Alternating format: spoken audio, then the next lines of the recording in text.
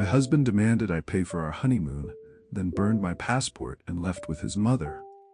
But, hello, my name is Angela. I'm 31 years old and have been employed for the past 5 years. Recently, I accepted a marriage proposal from my boyfriend of 3 years, and now we are busy planning our wedding and honeymoon. We met at work. He was a senior colleague who always lent a hand when I faced challenging tasks.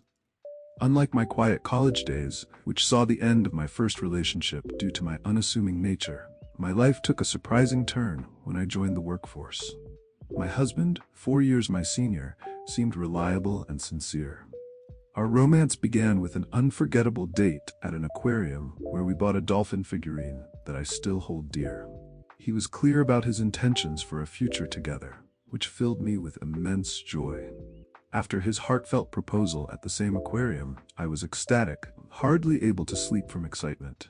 However, the dreamy haze lifted somewhat when we visited his parents' home shortly after our engagement. While my father-in-law was welcoming, my mother-in-law was less than impressed, openly criticizing me during our first meeting. Her harsh words planted seeds of doubt and anxiety about what my married life would hold. This recent passport incident has only added to my concerns, revealing deeper issues that perhaps I had chosen to ignore until now. I tried to assure myself that feeling nervous before the wedding was perfectly normal. Despite my reservations, I continued with the wedding preparations, pretending everything was okay. During one of our conversations about life after marriage, it came up that both my husband and his mother expected me to quit my job. Although I once liked the idea of not working after marriage, at that moment, it didn't feel right. My job was my haven, and with all the uncertainty surrounding my upcoming marriage, I wasn't ready to leave it behind.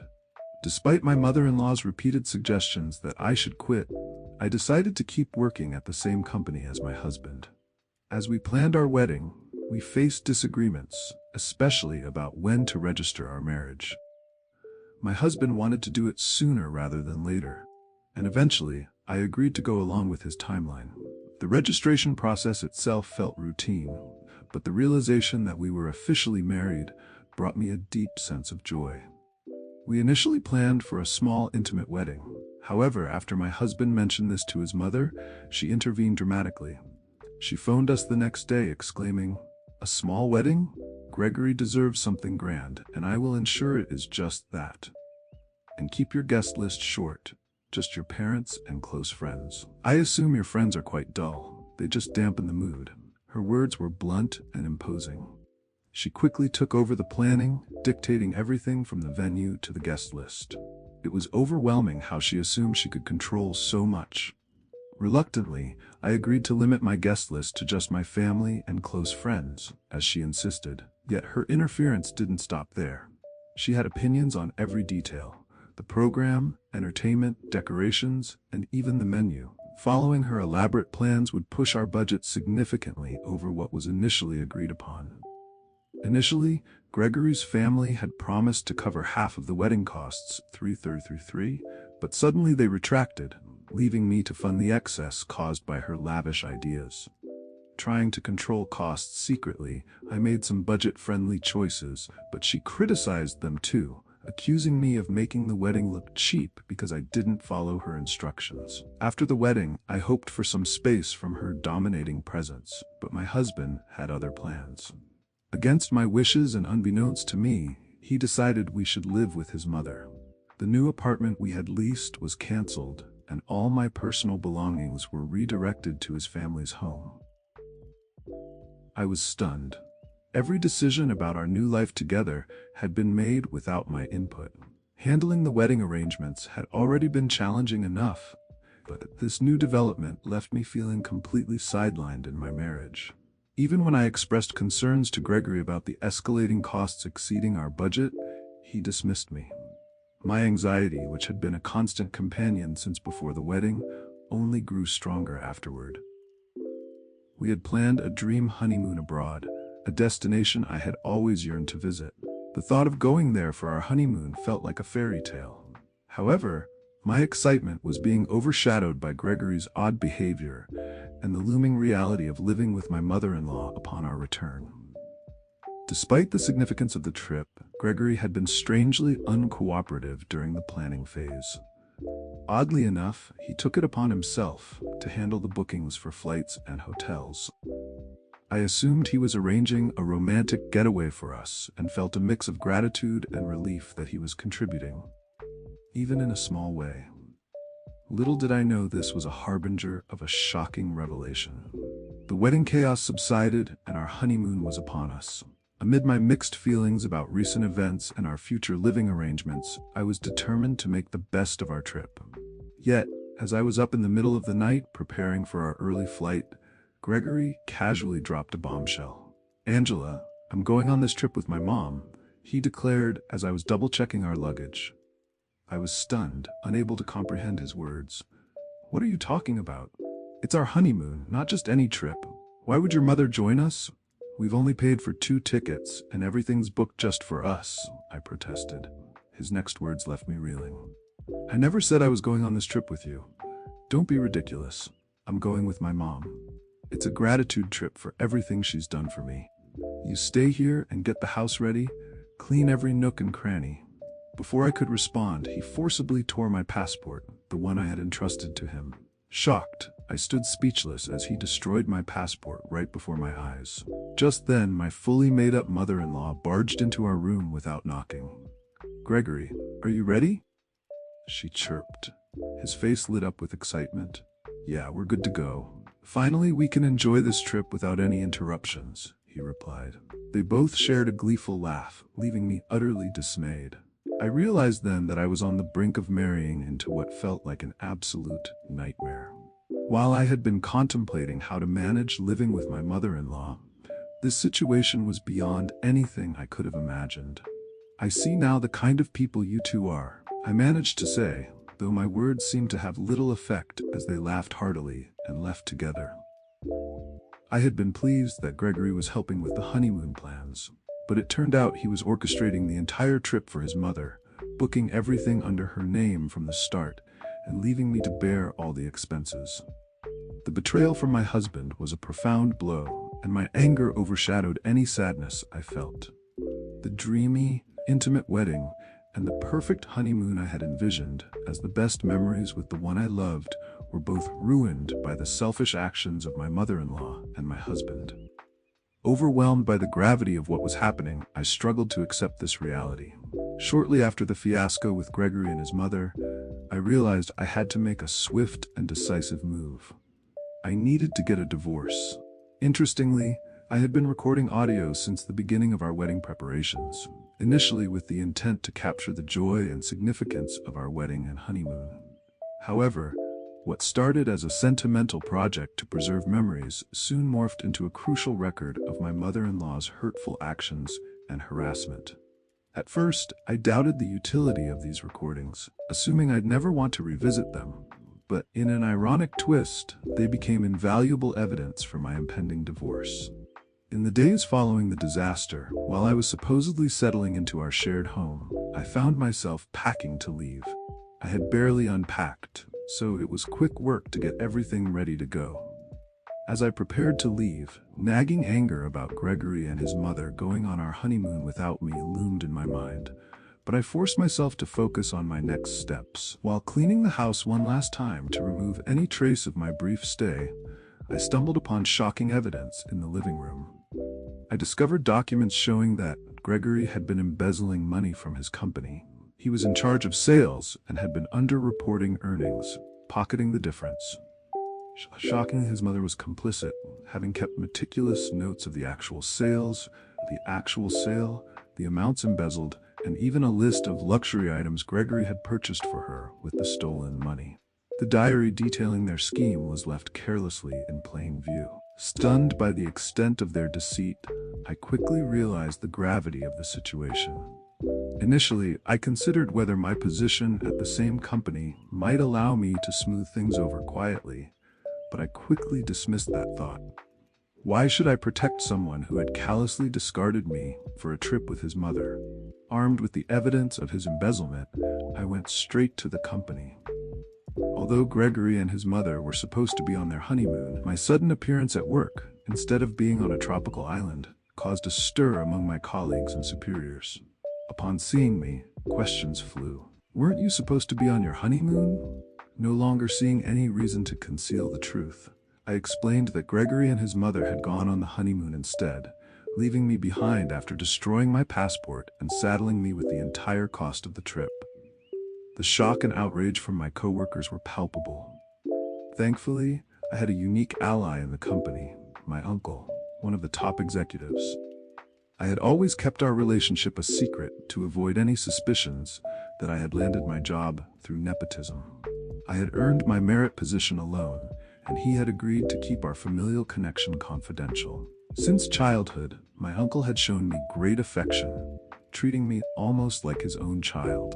We shared many cherished memories, including trips just with him during my early years, where I'd often cheekily persuaded him to buy me treats, much to my parents' chagrin. With the evidence of Gregory's wrongdoing in hand and the support of my uncle, I felt empowered to address the situation head-on. I approached my uncle with the evidence, and he was as shocked as he was supportive. It was a difficult moment, revealing the extent of the betrayal I had experienced, but it was also the first step towards reclaiming my independence and integrity after a profoundly unsettling chapter of my life. We hadn't met since the fiasco began when I knocked on my uncle's office door. After explaining the situation to his secretary, I was allowed inside. My uncle, initially greeting me with a warm smile, sensed something was wrong as his expression quickly turned serious. "Weren't you supposed to be on your honeymoon?" he asked, his voice filled with concern. Seeing my uncle's familiar and kind face, I was overwhelmed with emotion and burst into tears. Through my sobs, I recounted the entire ordeal, detailing Gregory's betrayal and his mother's trip with what was supposed to be our honeymoon. I also disclosed the shocking discovery of Gregory's embezzlement. My uncle's expression shifted from concern to anger, a side of him I had never seen. He listened intently, his brow furrowed, and immediately pledged to convene a board meeting to address the situation. After handing over the evidence, he asked me about my plans for the day. I told him I was heading back home, but he insisted, "Let's grab some good food first. I'll drop you off at home afterward." Despite the incredible betrayal I'd experienced, I felt genuinely comforted, knowing I had supportive, caring people like my uncle in my life. 2 weeks later, when my husband and his mother returned from the trip, I received an irate call from him. He was furious that I hadn't picked them up from the airport or cleaned the house as he had demanded. He ranted about my absence, but I cut him off. Armed with a top-notch divorce lawyer, recommended by my uncle and my parents, I was already deep into the divorce proceedings. "You two are loud and annoying. I don't want to hear your voice anymore. Why would I pick up someone I'm going to divorce, and why would I follow your silly orders to clean?" I said sharply. Gregory was taken aback, momentarily speechless, but soon resumed his tirade. "Do you think it's okay for you to say such things? I did you a favor by marrying you. If I divorce you, you'll never get remarried. My mom's furious too. If you come back now and prepare our meals, I might forgive you. We're tired of foreign food. Make some tasty traditional meals," he demanded. His words were harsher than ever before.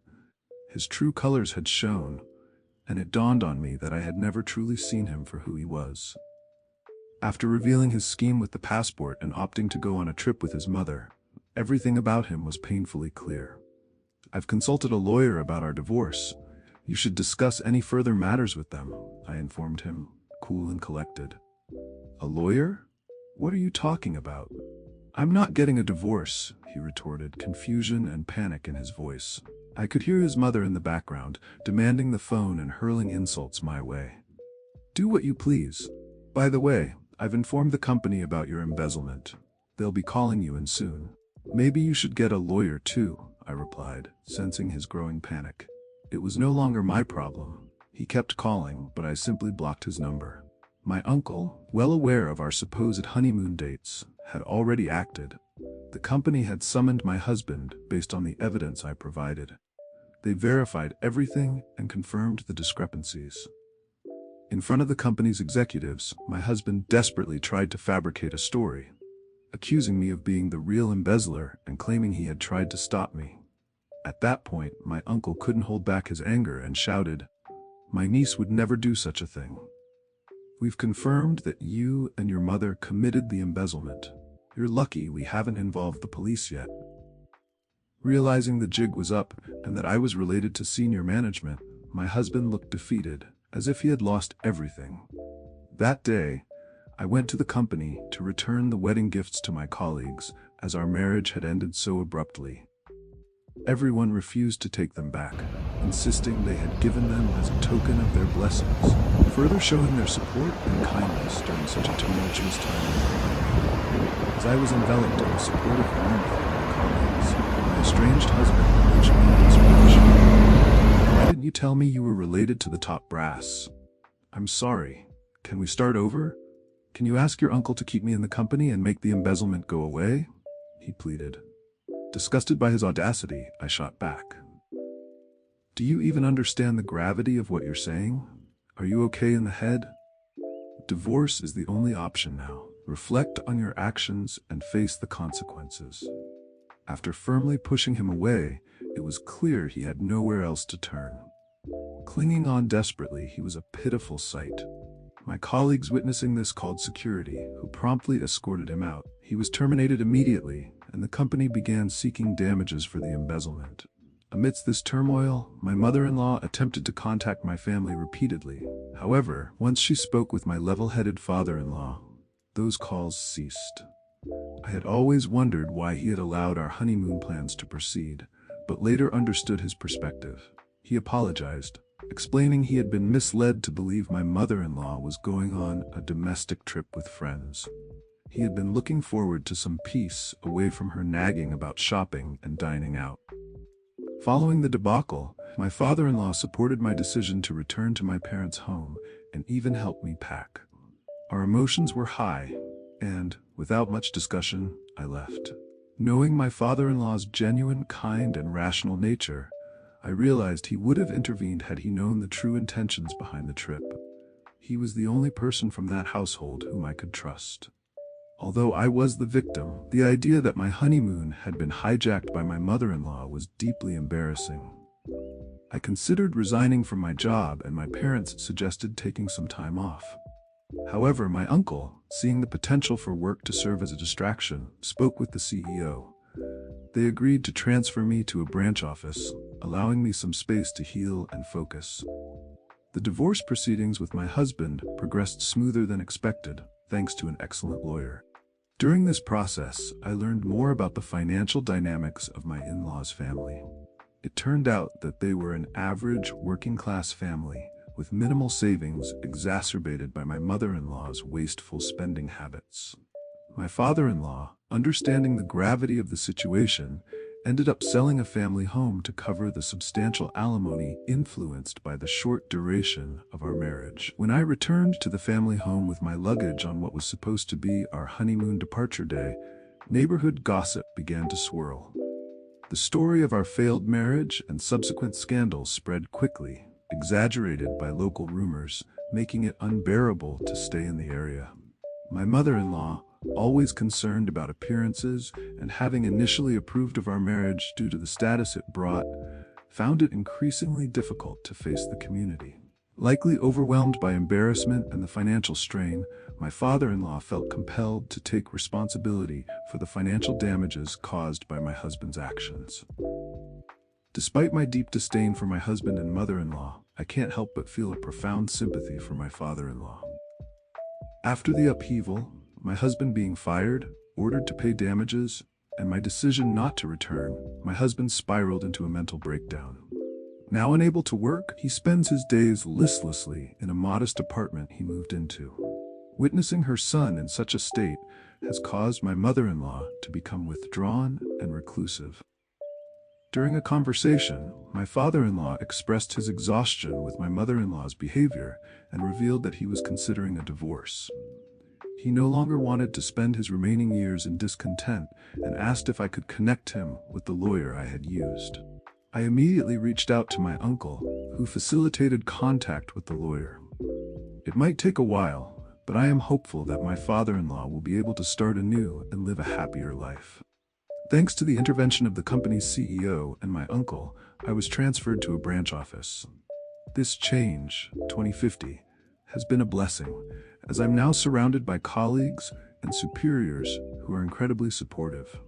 I am eternally grateful for my uncle's assistance throughout these trying times. The only regret I carry with me is missing out on the country we had planned to visit for our honeymoon. Once everything settles down, I hope to make that trip abroad, fulfilling the dream that was originally meant to be shared, but now as a celebration of new beginnings and personal freedom.